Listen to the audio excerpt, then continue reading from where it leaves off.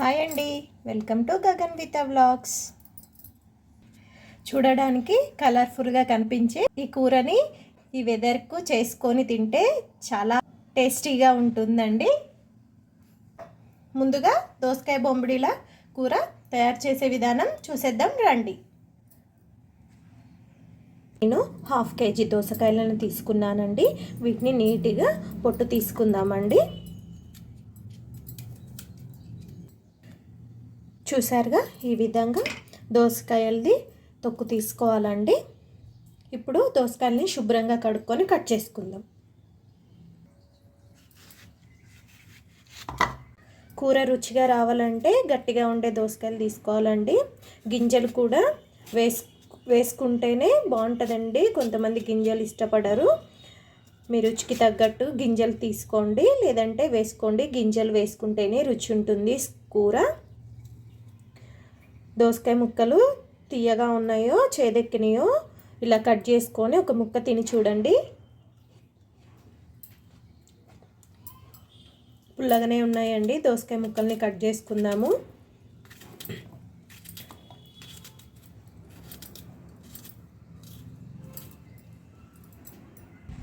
గింజలు ఇష్టం లేని వాళ్ళు తీసేయొచ్చండి,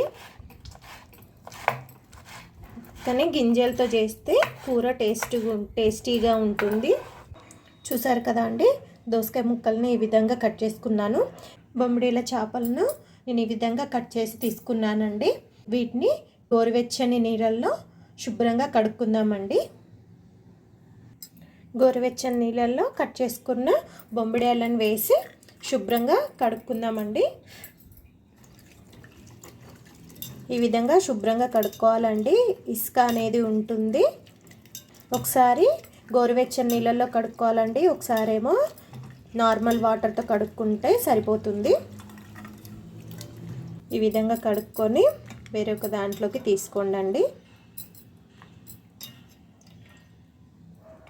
ఇప్పుడు మీడియం సైజు ఉల్లిగడ్డను కట్ చేసుకుందామండి.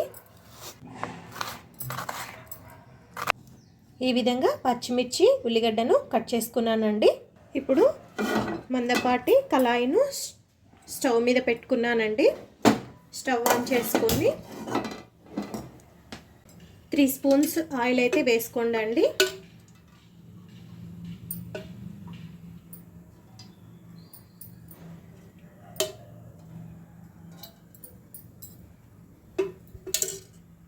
ఆయిల్ అయితే వేడెక్కిందండి. ఇప్పుడు పచ్చిమిర్చి ఉల్లిగడ్డను వేసుకుందాము.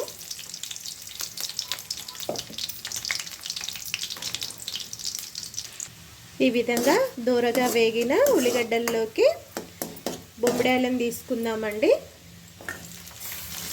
ఇలా బొమ్మిడాయలు వేసుకోవాలండి. బొమ్మిడాయలు వేసుకొని వేయించుకుంటే స్మెల్ అనేది ఉండదండి. ఉల్లిగడ్డలతో పాటు వేయించుకుంటేనే స్మెల్ అనేది రాకుండా మంచిగా ఉంటుందండి. 1/2 టీ స్పూన్ పసుపు వేసుకుంటున్నానండి.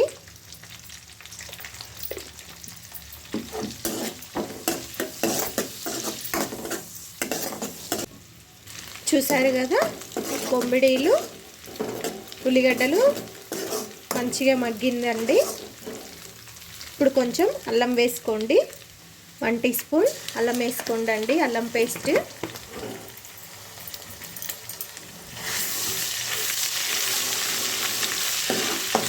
ఈ విధంగా తిప్పుకోండి. అల్లం పచ్చివాసన పోయే వరకు ఒక్క నిమిషం అలా తిప్పుకుంటండి. ఇప్పుడు దోసకాయలని వేసుకోవాలండి. దోసకాయలని వేసుకున్నాక ఈ విధంగా తిప్పుకోండి.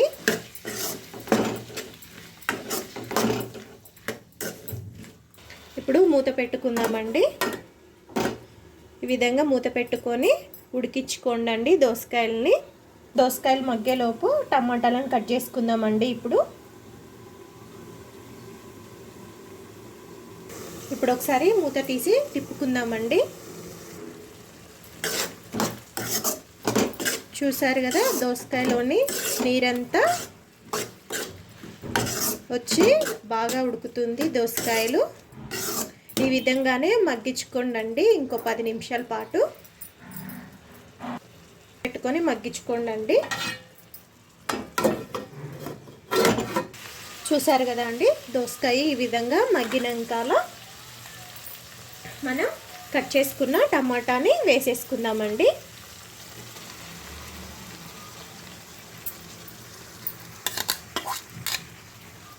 టమాటాలను వేసుకొని ఈ విధంగా తిప్పుకోండి. ఇప్పుడు మూత పెట్టుకోండి. టమాటా అనేది దోసకాయ టమాటా మంచిగా ఉడికిపోతుంది. మధ్య మధ్యలో ఈ విధంగా మూత తీసి తిప్పుకోండి.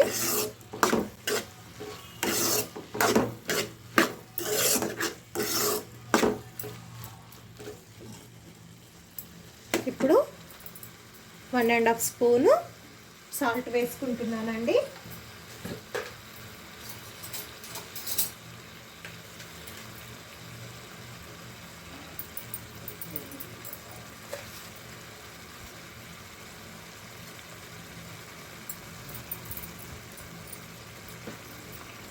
సాల్ట్ వేసుకుంటే దోసకాయలు టమాటా ముక్కలు కూడా మెత్తగా ఉడుకుతాయండి. ఈ విధంగా తిప్పుకోండి సాల్ట్ వేసుకొని. ఇప్పుడు మరొక 2 నిమిషాలు మూత పెట్టుకుందామండి.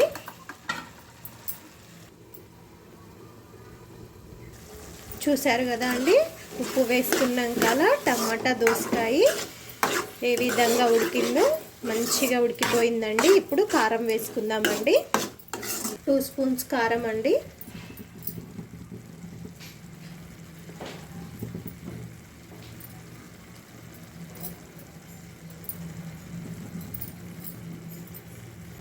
ఇప్పుడు తిప్పుకుందామండి. కారం ఉడికే వరకు ఈ విధంగా మూత పెట్టుకొని ఉడికించుకోండి. మధ్య మధ్యలో మూత తీసి ఈ విధంగా తిప్పుకోండి.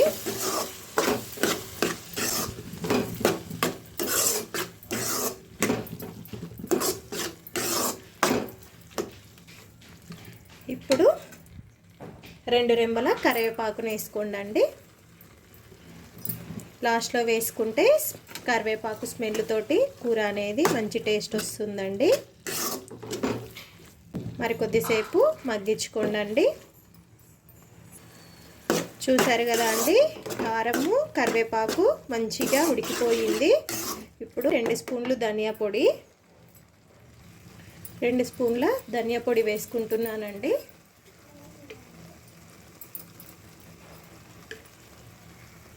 ఇప్పుడు తిప్పుకొని 1 నిమిషం పాటు ఉంచుకొని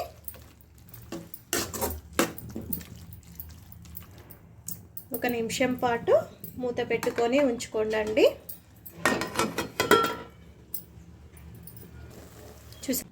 దోసకాయ బొమ్మిడిల కూర మంచిగా ఉడికిందండి.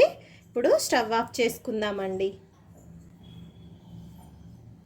చూసారు కదండి, దోసకాయ బొమ్మిడిల కూర రెడీ అయిందండి. మీ ఇంట్లో కూడా ట్రై చేసి ఏ విధంగా వచ్చిందో కామెంట్ రూపంలో తెలియజేయండి.